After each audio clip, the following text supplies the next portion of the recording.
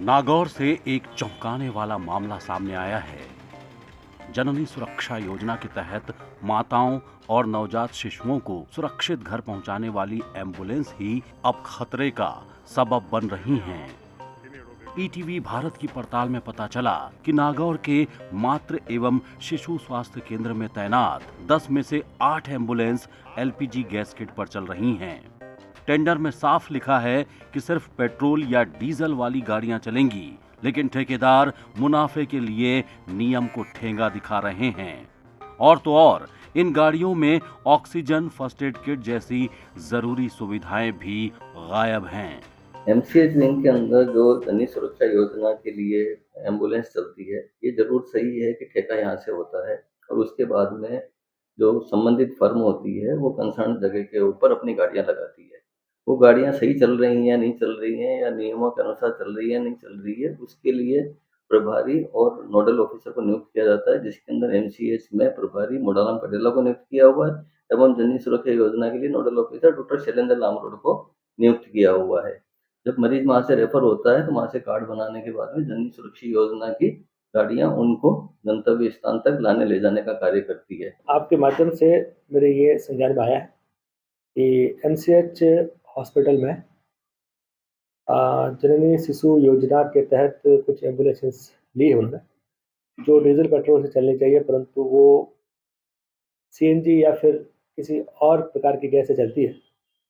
इस मामले की जांच करवाएंगे और संबंधित विभाग से कड़ी कार्रवाई करने के लिए हम लोग कहेंगे जल्दी इस मामले को दिखाते हैं। और भी हैरानी की बात ये कि 2 एम्बुलेंस की फिटनेस और बीमा भी खत्म हो चुका है।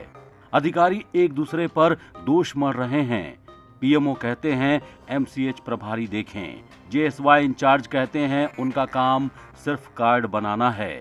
पड़ताल के दौरान ईटीवी की टीम को देखते ही एम्बुलेंस बदलने और मरीजों को रोकने की कोशिश की गई, जो साफ दिखाता है कि गाड़ियां नियमों के खिलाफ चल रही हैं।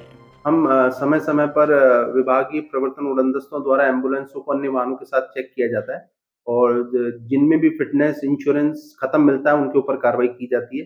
पिछले 1 माह में हमने 17 एम्बुलेंसों के जिनके फिटनेस एक्सपर्ट हैं उनके चालान बनाए गए हैं और चालान बनाने के बाद में अधिकतर एम्बुलेंस फिटनेस करवाने आ जाती हैं। जिन 2 वाहनों की आप बात कर रहे हैं उसके लिए मैं प्रवर्तन उड़नदस्तों को आज ही निर्देशित कर दूंगा और वो संबंधित वाहनों को जाके सीजर या चालानी की कार्रवाई कर देंगे। साथ में हम सीएमएचओ साहब को भी लिख देंगे, भाई आपके जो अनुबंध पे जो एम्बुलेंस लगी हुई है तो इनका तब तक संचालन ना किया जाए जब तक ये नॉर्म्स को कंप्लीट ना कर ले। हमारे पास पिछले महीने भी सूचना मिली थी, तो वल्लभ चौक के पास में हमने 55 घरेलू गैस सिलेंडर और एक ओमनी वैन या एक वाहन जब्त किया था, जिसमें एलपीजी सिलेंडर से, घरेलू गैस सिलेंडर से उसमें सिलेंडर गैस भरी जा रही थी।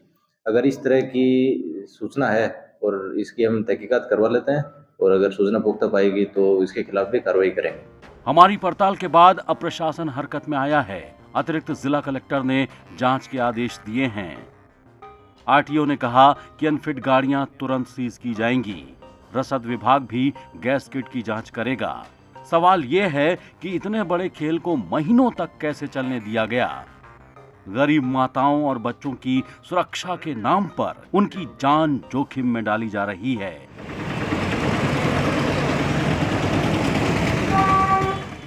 नागौर से ईटीवी भारत के लिए सुनील तिवारी की रिपोर्ट।